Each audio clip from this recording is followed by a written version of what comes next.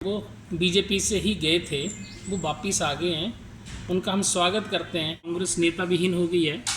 अभी तो आने वाला समय बताएगा कि कौन क्या करता है। वहाँ पे आने का फ़ायदा ही होगा। देवेंद्र भुट्टो की पार्टी में आए, नुकसान कोई नहीं होगा।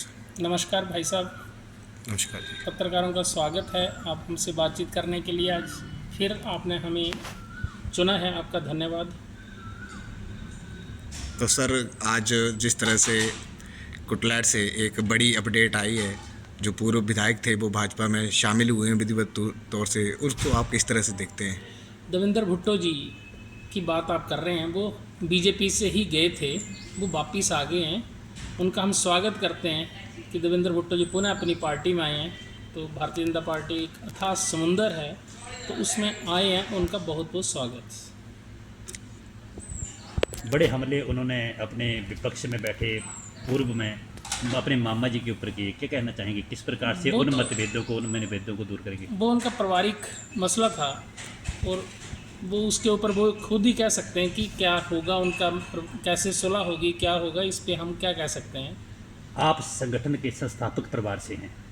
हम आपसे जानना चाहते हैं कितना नुकसान होगा भाजपा को, क्योंकि एक बागी एक पार्टी से अपना विश्वास खोकर लोगों से दूर हुआ है। कुटलैट भारतीय जनता पार्टी की स्थापना के समय जब हुई थी कुटलैट में, तो मेरे पिताजी ने यहाँ पे काफ़ी पार्टी के 11 वर्ष दिए हैं और काफ़ी अच्छा प्रयास उन्होंने यहाँ पे बीजेपी को स्थापित करने के लिए किया था। तो उनके आने का फ़ायदा ही होगा। देवेंद्र भुट्टो की पार्टी में आए, नुकसान कोई नहीं होगा। 32 साल बाद भुट्टो जी ने कांग्रेस को जीत दिलाई। अब क्या लगता है आपको, कौन मुकाबले में आपका प्रतिद्वंदी होगा? कांग्रेस पार्टी से अभी गर्म में छिपा हुआ है। कौन प्रतिनिधि होगा ये तो तय पार्टियाँ ही करती हैं। आपको क्या लगता है कुटलैट में कौन ऐसा है जो टक्कर ले सकता है? कुटलैट में कांग्रेस में बहुत से नेता हैं। विजय डोगरा जी हैं, विवेक जी हैं, उसके बाद अरुण पटियाल जी हैं, रणवीर राणा जी हैं, तो देशराज मोदगिल जी हैं, देशराज गौतम जी हैं। तो काफ़ी नेता कांग्रेस पार्टी में। ऐसा नहीं है कि वहाँ कांग्रेस नेता विहीन हो गई है।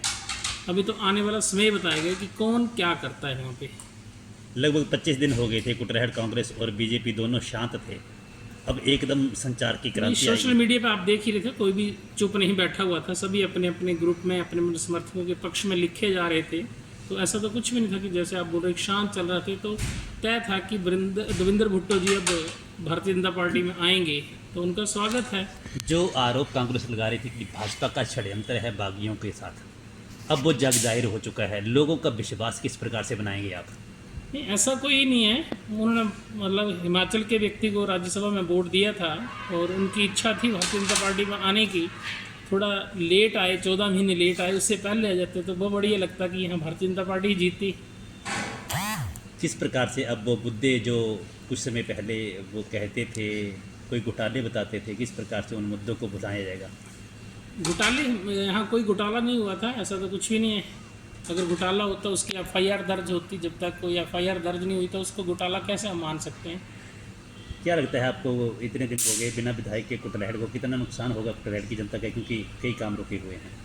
नहीं, ऐसा कुछ नहीं है। तो चलता रहता है। अभी चुनाव हो जाएंगे, दोबारा नेता मिल जाएगा, तो प्रशासन अपना काम करता है। जनता कमेंट के माध्यम से जानना चाहती है कि भाजपा ने जो 1500 रुपये लोगों को मिल रहा था वो भी बंद कर दिया।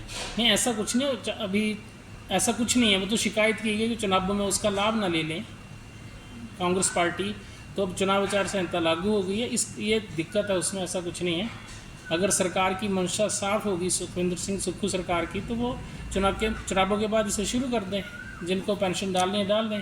सर, जिस तरह से भाजपा में भी अब दो गुट सामने आ चुके हैं, तो इनको लेकर के क्या पार्टी की स्थिति कमज़ोर होगी या सुधरेगी, इसके भारतीय ऊपर? जनता पार्टी में कोई गुटबाजी नहीं है जी। राष्ट्रीय स्तर पे हमारे नेता नरेंद्र मोदी जी हैं और प्रदेश स्तर पे हमारे अभी जो प्रदेशाध्यक्ष हैं राजीव बिंदल जी, वो नेता हैं। कुटलैट में कौन नेता है आपका? कुटलैट में अभी तक हमारे वीरेंद्र कंवर जी नेता हैं। तो आने वाले समय में तय होगा कि कौन नेता है। बाकी तो हम लोग कार्यकर्ता हैं, पार्टी के लिए काम करना है सबको। तो वीरेंद्र कंवर जी अभी तक हमारे नेता हैं। देवेंद्र भुट्टो जी भी आए हैं। अब प्रतिस्पर्धा नेताओं में रहती है कि कौन नेता बनेगा। उसमें तो पार्टी तय कर देगी कि आपका नेता ये रहा, इसके पीछे आपको चलना है। तो जिसको जो भी आदेश हाईकमान का आएगा, अनुशासित पार्टी का आदेश, हम लोग सिपाही हैं उसके, तो जो आदेश आएंगे वो माने जाएंगे। लोगों के मन में जो संदेह हैं, आशंकाएं हैं आज के राजनीतिक माहौल को लेकर, उसका क्या संदेश आपका लोगों कोई को? ऐसा नहीं, उपचुनाव होंगे अभी तय है, तो उसकी अधिसूचना जारी हो चुकी है चुनाव आयोग से, और हम लोग जनता के दरबार में जाएंगे। सोशल मीडिया पे एक चर्चा चली हुई है कि भाजपा के सभी विधायक इस्तीफा देने वाले हैं, आपका प्लान क्या है? नहीं, ये तो बड़ी बात है, इसको तो मैं नहीं कह सकता, मैं तो छोटा सा कार्यकर्ता हूँ, इस विचारधारा से जुड़ा व्यक्ति हूँ। ये मैं नहीं कह सकता कि कोई इस्तीफा देने वाला दे देते हैं तो वहाँ उन्हीं क्षेत्रों में चुनाव होंगे, बाकी थोड़ा होंगे चुनाव।